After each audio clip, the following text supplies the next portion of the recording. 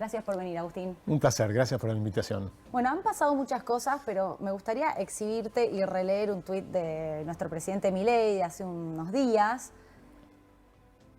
para introducir a la conversación que veníamos teniendo con Daniel Dreisen recién un factor más, que es esta parte de este tuit de Milei cuando dice: cuando había un shock externo negativo en cualquier lugar del mundo, ¿no colapsaba acaso la moneda local, los bonos y la bolsa? Si nos va tan mal, ¿cómo explican entonces que el Merval y el peso sean la bolsa y la moneda de mejor performance desde que empezó la guerra?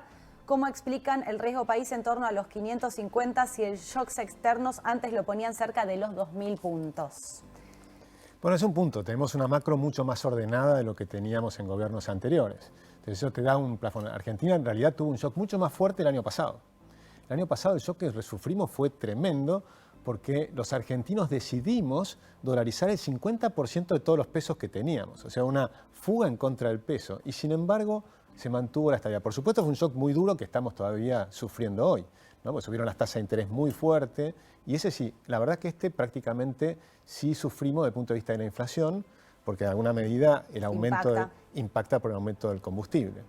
Ahora, vos decís, coincidís con el presidente de que en otro momento una guerra nos disparaba todas las variables y hoy no nos tumbó. Sí, en realidad las guerras son lejos de la Argentina. Entonces lo que ha ocurrido, nosotros siempre hemos tenido muchos más problemas propios, o sea, mucho más grave es la posibilidad de que gane el peronismo, por ejemplo. Si en algún momento gana el peronismo, ahí se destruye todo. ¿Vos decís que el riesgo en Argentina es más grande pero absolutamente, el riesgo Cuca, según vos? Pero eso es muy fácil de demostrarlo, no es una opinión, es un dato. A ver. O sea, cuando vos tenías en agosto del 2019, un viernes, un tipo de cambio, un tipo de riesgo país, el domingo son las elecciones y el lunes abre el mercado. El fin de semana, lo único que cambia es la probabilidad de que gane el peronismo. En agosto del 2019 ganó el peronismo. ¿Qué pasó? Se desplomó la bolsa argentina un 37% en un día. Se desplomó más que la bolsa de Ucrania cuando fue invadida por Rusia. ¿Es el peronismo o son las elecciones en Argentina y obviamente lo que exigen siempre desde afuera los inversores, que es el miedo a que cambien las reglas de juego con el que venga, porque no hay una permanencia política que tenga ciertos consensos de equilibrio fiscal? Sin duda, Digo, porque hay otros países que cambian de izquierda a derecha, pero hay normas básicas que se respetan de la economía. Por supuesto, por eso el problema es el peronismo, porque el peronismo serialmente nos ha estafado.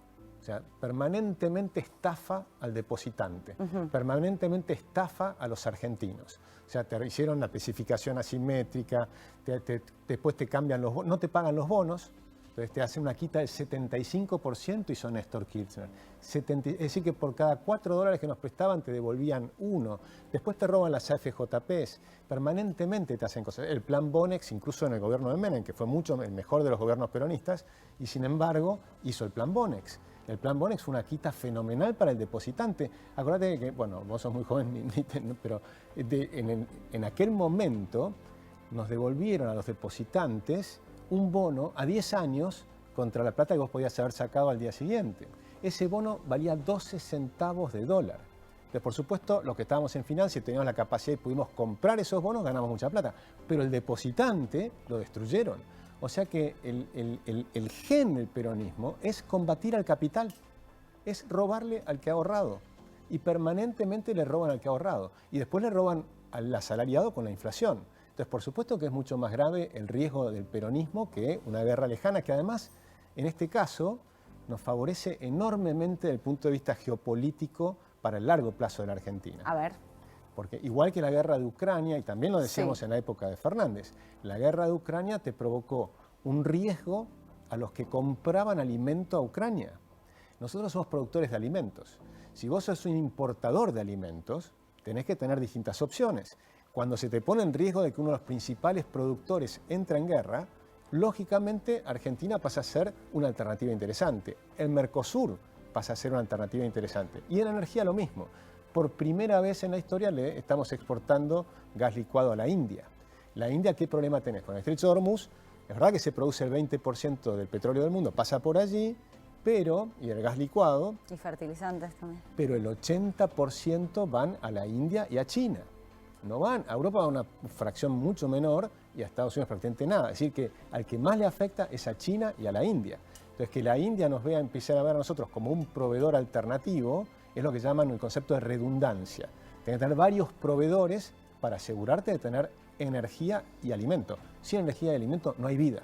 Entonces es tan importante que nos ubica geopolíticamente en un lugar extraordinario.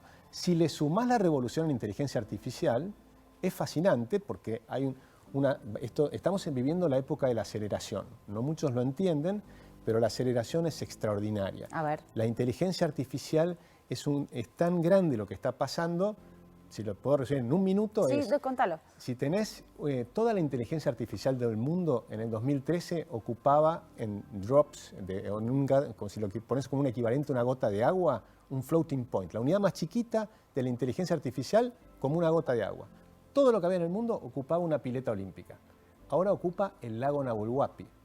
A este ritmo, en 10 años ocuparía todos los océanos de la Tierra. ¡Fua! Mirá, es claro, la velocidad. Esa es la escala. Esa es la aceleración. Por supuesto, eso es imposible físicamente, no te alcanzan los chips. Sí. Y por eso empiezan los cuellos de botella. ¿Y cuáles son los cuellos de botella? La energía, las tierras raras, el litio, el cobre. Todo lo que tenemos nosotros. Todo lo que tiene la Argentina. Entonces estamos en un lugar privilegiado, lejos de los conflictos mundiales, de los grandes conflictos mundiales por lo menos. Con lo cual estamos en un lugar privilegiado. Argentina va a ser un gran jugador en las próximas 10 o 20 años. ¿Se vienen, como dijo ya hace un tiempo el ministro de Economía, Luis Toto Caputo, los mejores 18 meses? Bueno, eso vamos a ver, porque el año que viene es un año electoral. Y ahí se empieza el otro factor. ¿Cuál es la probabilidad de que gane el peronismo? Yo creo que la probabilidad es un 10%. Pero digamos, si la probabilidad, en algún momento la percepción de la probabilidad de que gane el peronismo es mayor, vamos a tener volatilidad. Ahora, si aparece del otro lado un candidato competitivo y coherente, no importa si gana Milei o no. No sé, yo no veo esa posibilidad, pero veámoslo. Yo creo que si la posibilidad de que pierda Milei, Argentina va a sufrir fuertemente. Eso no hay ninguna duda. O sea, hoy tenés un candidato que está haciendo todo lo que está haciendo Javier Milei es lo que hay que hacer. Después puedes ver los resultados y analizar. Estamos en un momento difícil, con el aumento de la inflación del mes de marzo, 3,4%. Es un número duro, fuerte, difícil, sin lugar a dudas, que es el resultado del shock del año pasado.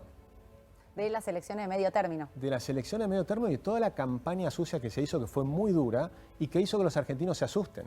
Si los argentinos se asustan y se dolarizan, tenés un shock económico. Las elecciones tardan unos meses en verse el efecto en la economía argentina. Bueno, inmediatamente viste el aumento de las tasas de interés el año pasado. Ese aumento de las tasas de interés te pega en el consumo, tenés una tarjeta de crédito, vos estabas comprando a veces electrodomésticos en 12 cuotas, ibas acumulando, porque un mes te compras uno, después otro, y al final te estás pagando 3 electrodomésticos en la cuota y de pronto las tasas de interés se van al techo. ¿Qué pasa? Tenés que empezar a bajar el consumo. Entonces, si baja el consumo, sufre toda la gente de ingresos medios. Sufre el comercio, sufren las pymes, sobre todo en lo que es el AMBA. Después, las pymes también tienen que financiarse. Te suben las tasas al techo, es un problemón. Bueno, ese problema lo vas digiriendo. Hoy, por suerte, nosotros siempre miramos hacia adelante, las tasas de interés se redujeron a un nivel inmenso. El año pasado tenía 70% de tasas con 30% de inflación, 40% de tasa real. Ahora estás en 23% de tasas y la inflación de este año va a ser 23%. Estás en 0 de tasa de interés real. O sea, la caída de las tasas reales es enorme y vamos a ir digiriendo todo este problema. Bueno, Por entonces eso, se vienen meses prósperos. Se vienen meses prósperos. A ver, el FMI hizo una proyección también de que, bueno, después cambió un poco el crecimiento y la inflación, pero a la baja la inflación, el crecimiento también es bueno. Sí, es que yo coincido con lo que dice Toto Caputo, en el sentido de que se vienen. Claramente ya empezó en abril, porque abril empieza la cosecha gruesa. Hasta que lo note todo el mundo, te lleva tiempo, pero la cosecha gruesa es buena, eso te genera un impacto en casi un tercio de la economía, con lo cual eso es un impulso hacia adelante, y a medida que digieras todo este shock del año pasado, que lo ves en las moras, por ejemplo, en el crédito y demás, hacia el segundo semestre, el último trimestre, vas a tener una mejora también del consumo. Pero el riesgo electoral del año que viene existe, y eso vamos a ver qué pasa. Y va a depender mucho de las encuestas. O sea, es una cosa que es demencial, no importa quién esté gobernando, quién venga. Y que, sí importa. Que cada vez que uno piense que... No, bueno...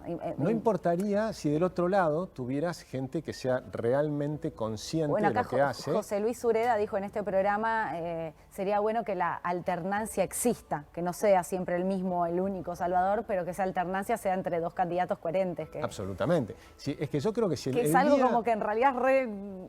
Pero es obvio, normal. Lo que pasa, eso sería lo razonable. Ojo que en el mundo también se ha complicado mucho. Cuando la izquierda en el mundo es racional, la década del 90, tenías a Tony Blair, no tenías gente en Inglaterra, en España, en muchos lugares donde Bill Clinton en Estados Unidos. Esa izquierda no te hace ningún problema. Bill Clinton reducía la deuda. Bueno, países de la región tampoco varían tanto sus políticas económicas y pasan de izquierda a derecha. Bueno, en realidad sí. Algunos varían y varían mucho, ¿no?